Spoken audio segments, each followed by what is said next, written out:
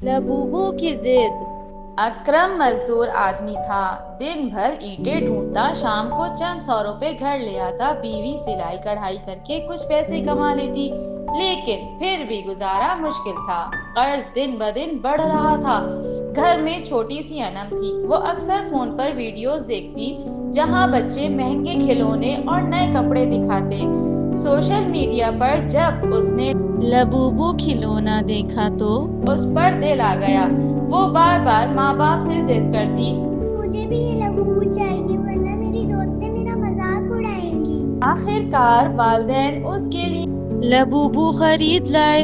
अनम की खुशी का कोई ठिकाना ना था। दिन रात वो लबूबू को गले लगाए रखती थी, सहेलियों को दिखाती और समझती कि वो सबसे बेहतर है। लेकिन जैसे जैसे वक्त गुजरा, घर की वही सादा जिंदगी चलती रही।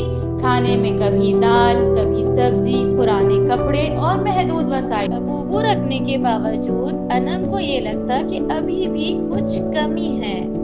एक दिन उसने खाने में नाक चढ़ाई और कहा, लबूबू है तो क्या हुआ, मुझे नए कपड़े भी चाहिए वरना मेरी दोस्तें मेरा मजाक उड़ाएंगी। सूरह ताहा में अल्लाह ताला इरशाद फरमाता है, और अपनी आंखें उन चीजों की तरफ ना बढ़ाओ जो हमने दुनिया की जीनत के तौर पर कुछ लोगों को दे रखी हैं।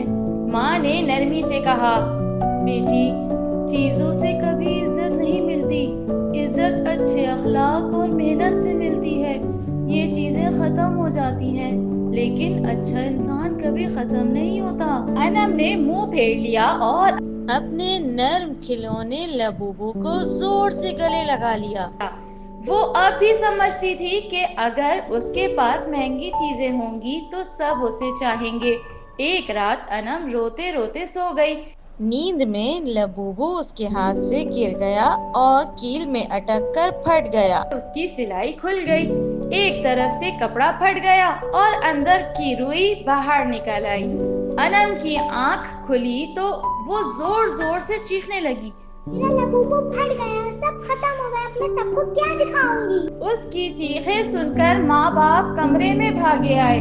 माँ ने उसे गले लगाया और आहिस्ता से कहा, बेटी, देखो ये खिलौना है।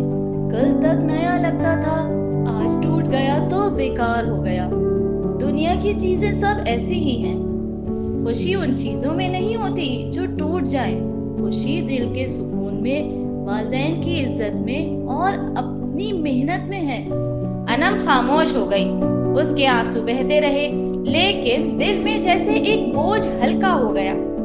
पहली बार उसे एहसास हुआ कि वो जिद से माँ बाप को कितना थका रही थी। उस रात वो देर तक जागती रही।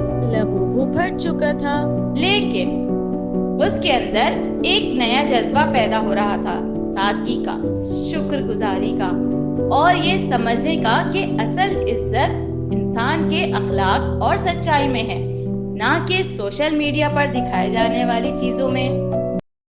नई कहानियों के लिए सब्सक्राइब करें। पसंद आए तो लाइक और शेयर करना ना भूलें।